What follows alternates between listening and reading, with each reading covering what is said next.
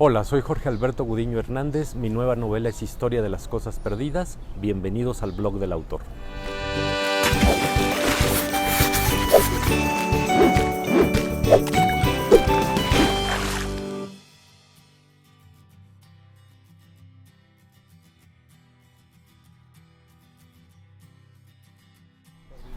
Historia de las Cosas Perdidas es una novela en varios niveles. El primero es una historia que podría ser la que lleva el hilo conductor de toda la novela, que es la desaparición de Andy, el amigo y el jefe de Roger, que es el protagonista.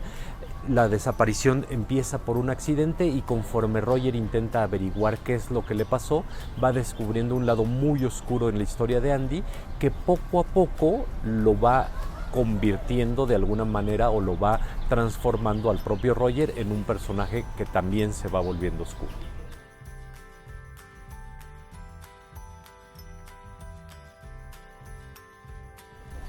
Integrar los varios niveles narrativos. Esta primera etapa que tenía que ver con la historia y con la intriga, de pronto se suma a un montón de historias más.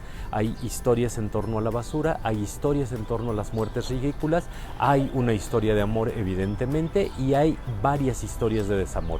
Integrarlas todas esas junto a un discurso totalmente reflexivo que suena a un argumento alrededor de la mediocridad me dio trabajo a la hora de poder hacer un todo consolidado.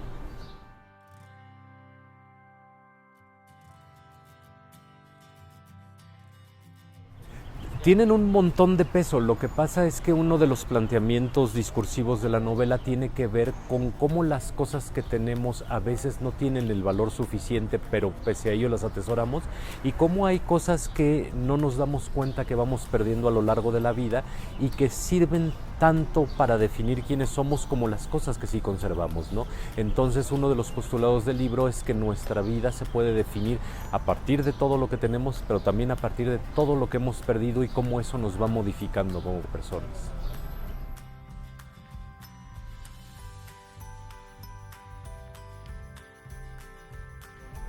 Porque las llamadas, vivimos en una época de terrorismo telefónico, ¿no? A mí todo el día me hablan de un montón de empresas para venderme servicios, ofrecerme cosas que no me interesan, o peor, que ya tengo y que ya les dije que sí, me siguen llamando.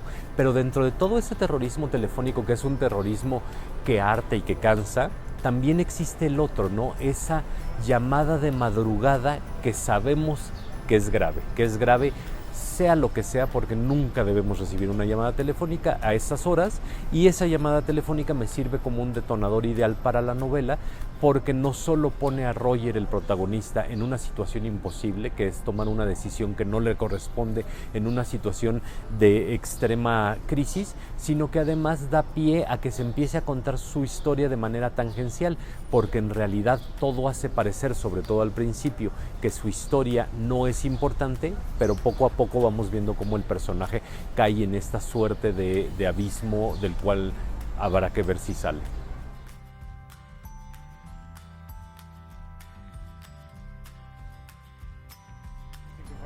Uy, un montón, pero eso ya es así como motivo de psicoanálisis y de muchas de mis novelas. Pero no, bueno, en efecto, hay cuestiones que tienen que ver con preguntas que yo me suelo hacer cuando empiezo a escribir una novela, ¿no? Yo normalmente empiezo a escribir una novela porque tengo una inquietud y mi manera de contestarme a esa inquietud es precisamente la escritura de la novela, ¿no? Entonces en esta novela hablo mucho de la mediocridad, así como en otras, por ejemplo, hablo sobre la felicidad o hablo sobre la indolencia o hablo sobre la indiferencia. Aquí me interesaba ver los alcances que tenía, al menos desde una perspectiva argumental, la mediocridad de un personaje que parecería no serlo o que no lo sería para la mayoría de las circunstancias, y a partir de ahí ir reflexionando en torno a un montón de cosas que me interesan, ¿no?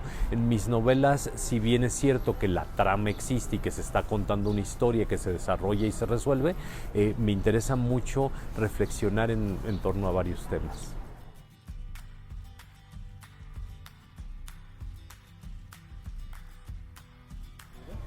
Modificó mis hábitos sin lugar a dudas, ¿no? Nosotros en casa nos confinamos muchísimo, entonces de pronto en marzo de 2020 estábamos encerrados mi mujer, mis dos hijos y yo en un espacio donde yo solía escribir a solas, ¿no? Entonces había muchísimo ruido, no había espacios propios para poder hacerlo y de pronto ellos se adaptaron en un primer momento muy fácil al trabajo virtual, a la escuela virtual, pero a mí me dio trabajo no solo escribir, me dio trabajo incluso poder ponerme a leer, había demasiado ruido. Poco a poco me fui acostumbrando, pero sin duda sí significó un gran cambio.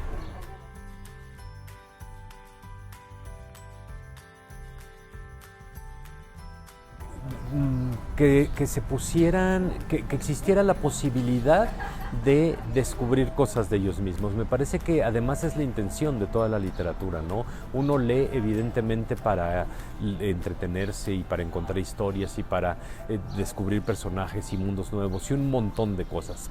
Pero a la larga lo que uno va queriendo es que la novela en turno o el libro en turno le dé un golpe en la cabeza y lo haga descubrir cosas de uno mismo, ¿no? Y eso es lo que pretendo de todas mis novelas. Digo, falta ver si eso sucede. Me parece que en esta novela en particular si hay una reflexión o una emoción en torno a qué es uno capaz de hacer y cómo uno está dispuesto a enfrentarse a sus propias contradicciones, yo me daría por muy bien servido.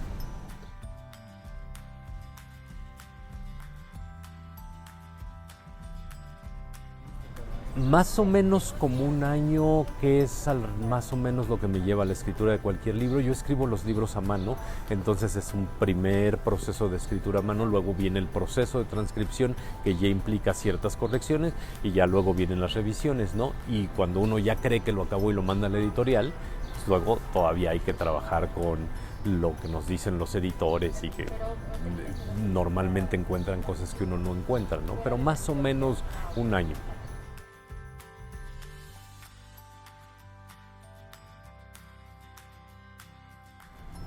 Porque escribo más lento a mano que en computadora y si escribo más lento puedo pensar mejor o al menos me convenzo de eso, ¿no? En una de esas pienso igual de mal siempre, pero cada palabra que escribo pues estoy consciente de que la estoy escribiendo porque en computadora pues cuando escribo en computadora cosas que no son novela escribo muchísimo más rápido y de pronto lo leo y digo, ah caray, ¿a poco yo escribí esto? Acá como que hay un proceso de mayor conciencia de lo que estoy escribiendo.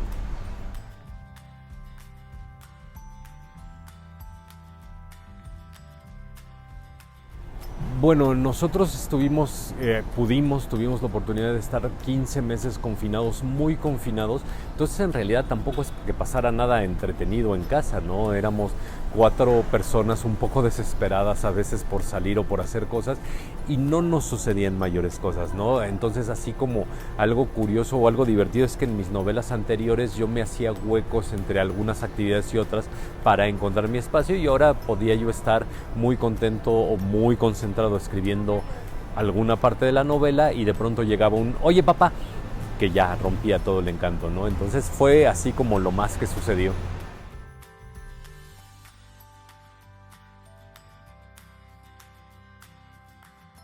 No, justo a mí me pasa lo opuesto con mis novelas. Me caen muy mal mis protagonistas y varios de los personajes de esta novela me caen mal. Roger, que es el protagonista de la historia, me cae muy mal. Tiene valores y formas de ver la vida que se contraponen mucho a la manera en la que yo lo veo. Pero eso me gusta poder verlos y construirlos de esa forma, ¿no? La otra parte sí hay algunos personajes que probablemente tienen una vida un poco idealizada o qué sé yo querría conocer alguno, pero no, identificarme con ellos es algo que además procuro evitar un poco.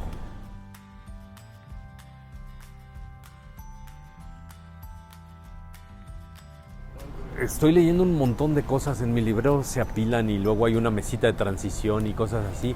Estoy leyendo Jardín de vidrio de Tatiana Tibulac, es una autora rumana que tiene un par de novelas, el verano que mi madre tuvo los ojos verdes, creo que es la primera, y esta de Jardín de vidrio es la segunda. Recomiendo muchísimo que la lean, es maravillosa y me parece que así como una gran recomendación, búsquenla.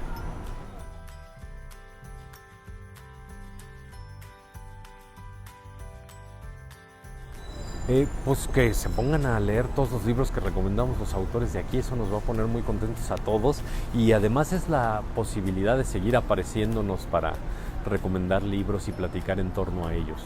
Hola, soy Jorge Alberto Gudiño, mi novela más reciente es Historia de las Cosas Perdidas, que la pueden encontrar en cualquier librería y en cualquier plataforma digital para cualquiera de los dispositivos.